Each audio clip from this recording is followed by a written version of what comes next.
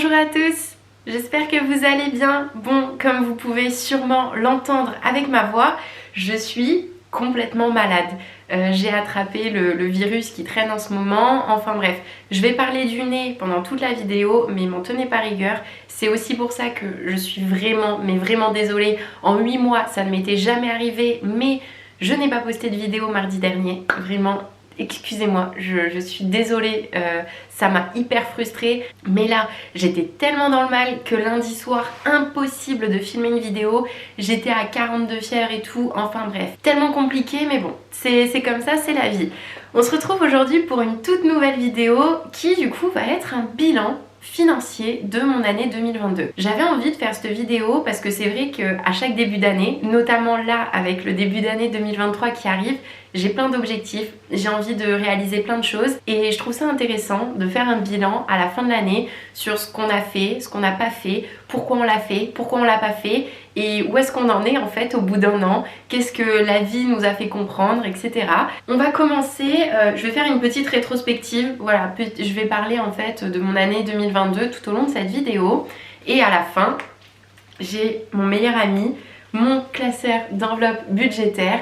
On fera le point sur combien j'ai réussi à économiser avec toute cette année 2022. Alors, pour vous remettre dans le contexte, janvier, je vivais dans mon studio, j'étais salariée, j'étais cadre dans une grosse société d'agroalimentaire, j'étais responsable sécurité environnement, je gagnais plutôt bien ma vie, j'étais à peu près à 2000 € net par mois, c'est voilà, à peu près, hein.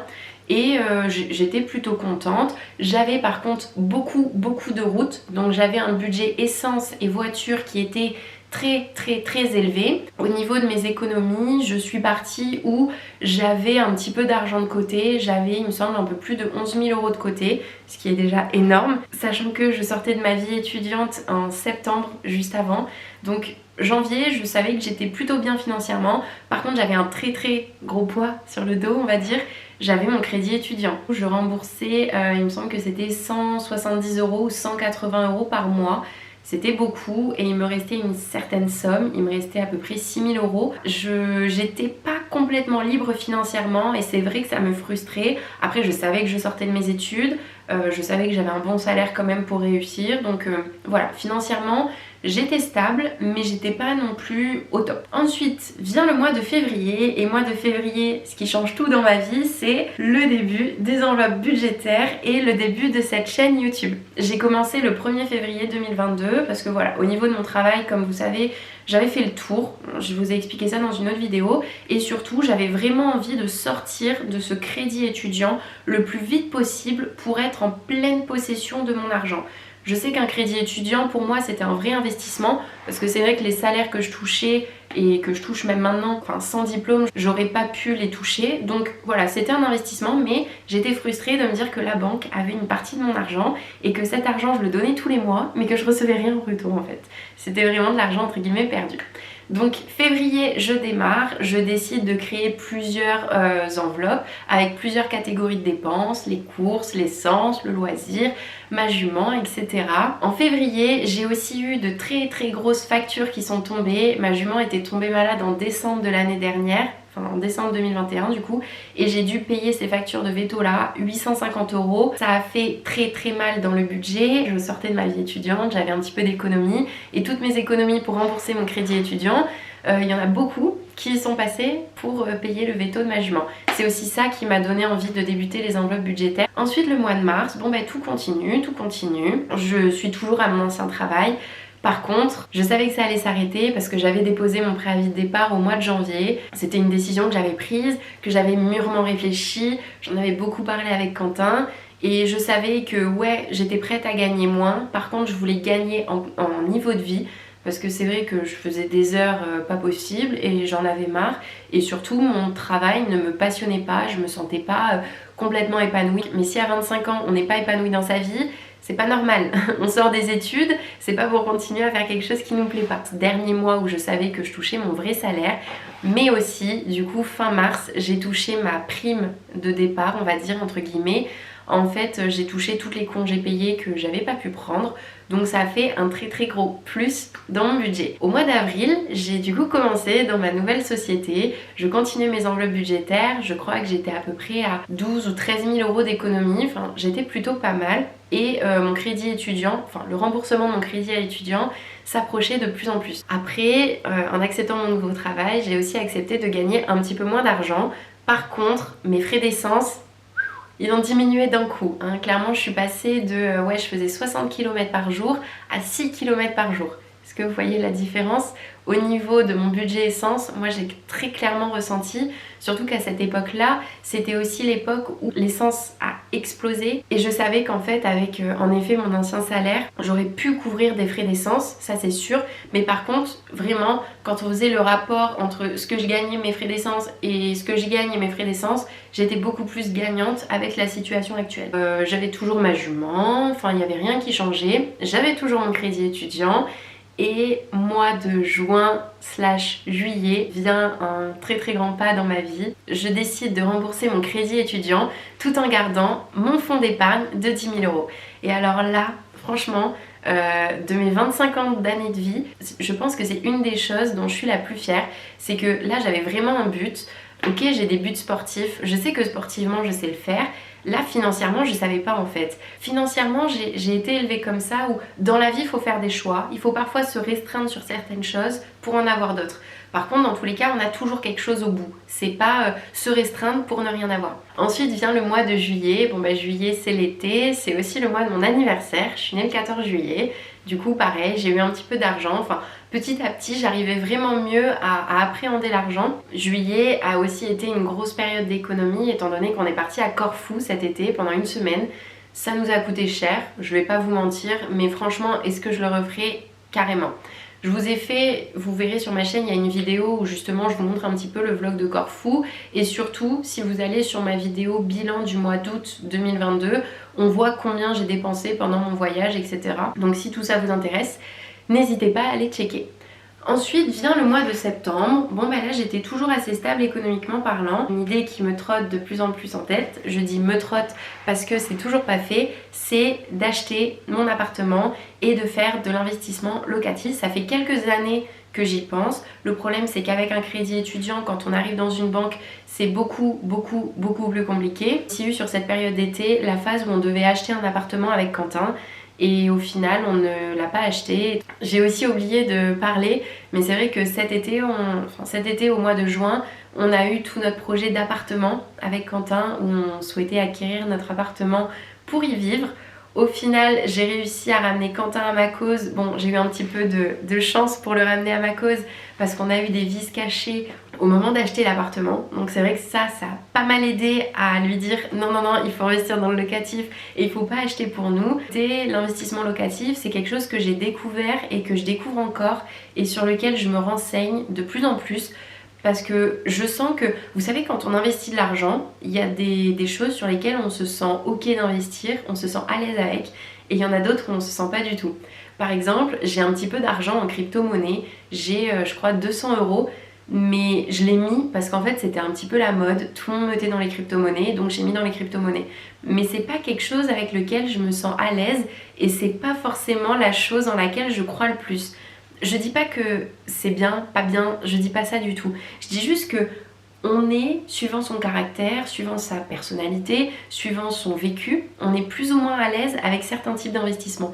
Et moi je sais et je sens que mon investissement type, c'est l'immobilier. Et j'ai envie d'aller dedans. Donc voilà, le mois de septembre, ça a aussi été le redébut des recherches, étant donné qu'en plus, fin août, début septembre, nous avons trouvé notre appartement avec Quentin, celui dans lequel je suis actuellement. Donc mon loyer est passé de 515 € par mois à 387 € par mois. Et croyez-moi que 150 €, ça fait très plaisir. Sachant qu'en plus maintenant je vis dans un super 65 mètres carrés avec un petit balcon et tout, alors qu'avant j'étais du coup dans mon petit studio. Là on est à septembre on va dire, vient octobre, vient novembre, et en octobre, fin octobre, je décide de changer ma jument d'écurie. Ça a été un très gros autre changement dans ma vie parce qu'elle était dans une écurie, du coup elle était arrivée au mois de décembre 2021, elle était dans cette écurie depuis le début, je payais 280 € et là je l'ai changé d'écurie pour passer dans une écurie à 260 €. Sauf que là j'ai pas les cours, donc du coup je suis obligée de payer des suppléments au niveau des cours. Un changement d'écurie, pour vous c'est peut-être rien si vous faites pas d'équitation, mais croyez-moi que c'est un gros bouleversement parce qu'on s'habitue, notre cheval aussi s'habitue. Là je sais qu'elle est dans sa nouvelle maison, elle vit sa meilleure vie, elle a une patate de l'espace. Au niveau de mon budget, ça aussi ça a été un petit peu chamboulé. Vient ensuite le mois de novembre et sur le mois de novembre, avec ma nouvelle entreprise, j'ai eu la très bonne surprise de recevoir une prime. Une très belle prime de 1000 €, une prime de fin d'année. Cette prime a beaucoup fait parler dans les commentaires suite à mon remplissage des enveloppes du mois de décembre parce que vous vous êtes tous posé la question pourquoi est-ce que j'utilise cette prime pour me payer mon futur voyage en 2023 plutôt que pour acheter mon ordinateur qui est mort et sachant que je ne fais que me plaindre du fait que mon ordinateur soit mort. Ben, tout simplement parce que je savais que j'allais recevoir un petit peu d'argent à Noël et surtout que j'allais recevoir un petit peu de YouTube Money. Parce que oui, ça c'est vrai que c'est quand même très chouette la YouTube Money. Je vais clairement pas cracher dessus. Pour tout vous dire, je vais vous dire là les montants comme ça, vous savez que je ne vous cache rien. Au mois d'août, ça a été du coup mon premier mois de monétisation. J'ai gagné 17,27 €. Au mois de septembre, j'ai gagné 57,34 €. Au mois d'octobre, j'ai gagné 44,44 €. Au mois de novembre, vous n'êtes pas près du salaire, étant donné que j'ai ma vidéo, ma première paye YouTube, qui a juste explosé, qui a fait 90 000 vues. J'ai gagné, notamment grâce à cette vidéo, 324,36 €. Est-ce qu'on en parle? Vous voyez que tout cet argent-là, je savais qu'il allait rentrer aussi. C'est pour ça que j'ai pas voulu m'acheter mon ordinateur avec cette prime, dans le sens où pour moi c'est plus logique d'utiliser l'argent de YouTube pour me payer mes accessoires, entre guillemets, mes outils de travail pour YouTube. Après, il faut aussi savoir que du coup, qui dit YouTube Money dit aussi création d'entreprise. Oui, cette année 2022 a été très chargée sur le plan professionnel. Ça y est, je suis du coup auto-entrepreneur, j'ai mon compte à l'URSSAF, je fais ma déclaration, bien sûr toutes les payes que je vous ai dit là ce sont des payes brutes, avant cotisation, avant impôt sur le revenu, etc. Mais voilà, je suis auto-entrepreneur, je suis jeune et active, j'ai un numéro SIRET, qui l'aurait cru? Pas moi, mais en tout cas c'est le cas. Écoutez, je vous ai fait un petit peu toute ma rétrospective de l'année. Si je dois garder une très bonne chose, clairement YouTube. Mon année 2022 a été rythmée par YouTube et je suis tellement fière de voir ce que devient ma chaîne. J'adore vous partager. Je sais qu'en ce moment j'ai pas été très active, notamment parce que je suis malade. Dans les commentaires j'ai pas mal de retard. Pour tout vous dire, j'ai une personne qui est tombée malade dans ma société et du coup j'ai dû un peu prendre son travail. Donc ça a été beaucoup de travail. Croyez-moi que j'avais prévu des projets juste incroyables pour le mois de décembre et je suis hyper frustrée de ne pas avoir pu les mettre en œuvre.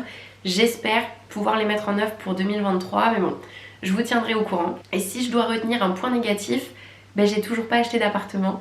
Là c'est en pourparlers, on a signé des papiers d'achat, enfin on a signé les papiers d'achat, on attend le dernier retour pour le crédit, mais je m'étais dit que avant fin 2023 je voulais être propriétaire, je le suis toujours pas, donc ça c'est vrai que c'est un gros point noir quand même, c'est pas très cool. Enfin bref, écoutez, je veux juste finir cette vidéo pour vous faire un petit bilan financier et voir sur toute l'année, en tout cumulé, avec toutes mes charges, avec tout ce que j'avais prévu, etc., combien j'ai réussi à mettre de côté. Sur mon compte épargne, c'est-à-dire avec ce que j'économise tous les mois pour justement l'achat de mon appartement, wow, franchement c'est pas mal du tout, hein. Je suis à 11 500 €, c'est-à-dire que même si j'ai remboursé mon crédit, j'ai réussi à faire un plus 1500 € sur mon compte bancaire. Ça c'est très chouette.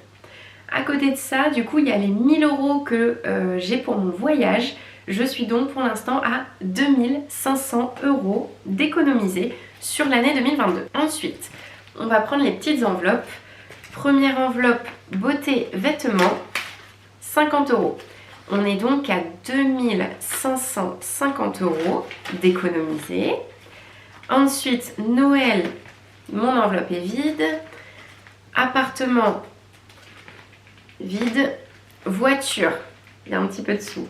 Alors, voiture, je suis à 50, 60, 70, 80, 100, 120, 140. 2550 plus 140, 2690. On continue. Au niveau du voyage, j'ai 300 € en plus dans mes enveloppes physiques, plus 300, 2990 €. C'est pas mal, hein? Cheval, je suis à vide. D'hiver, je suis à vide. Ordinateur, 300 € plus 300 €. 3290 €. Au niveau de ma santé, 180 € plus 180, 3470. Et au niveau de mon téléphone, plus 30. Parce que voilà, c'était pas prévu, mais je fais un compte rond. J'ai donc économisé au total sur cette année 2022 3500 €. Franchement, je suis trop fière, je suis trop contente et c'est que le début. L'année prochaine, j'espère faire le double. Franchement, si je peux économiser 7000 € sur une année, ce serait incroyable. 7000 €, avoir acheté un appartement, allez c'est bon, je signe tout de suite, il n'y a pas de souci. Bon bah écoutez, j'espère que cette vidéo un petit peu rétrospective, je suis transparente, je n'ai rien à cacher, je ne vous souhaite qu'une chose, c'est qu'à vous aussi ce genre de situation vous arrive. Si vous avez des rêves, si vous avez des envies, foncez. J'ai changé de travail cette année, est-ce que je le regrette? Pas du tout. J'ai créé ma chaîne YouTube cette année, est-ce que je le regrette? Pas du tout. J'ai pas acheté d'appart, est-ce que je le regrette? Oui. Donc ça c'est non. Il vaut mieux vivre avec des remords qu'avec des regrets. Donc foncez, croyez en vous, croyez en vos rêves et écoutez. Je vous dis à très bientôt pour la prochaine vidéo qui sera tout de même mon bilan du mois de décembre 2022 parce que vous allez voir, j'ai pété les plombs au niveau des cadeaux de Noël. Je vous le dis d'avance. Enfin voilà. Bon bah écoutez, je vous souhaite une très bonne journée. Je vous souhaite de passer encore de très bonnes fêtes. Si vous êtes en vacances, profitez parce que moi je n'ai pas de vacances. Et allez, bisous et à bientôt. Salut!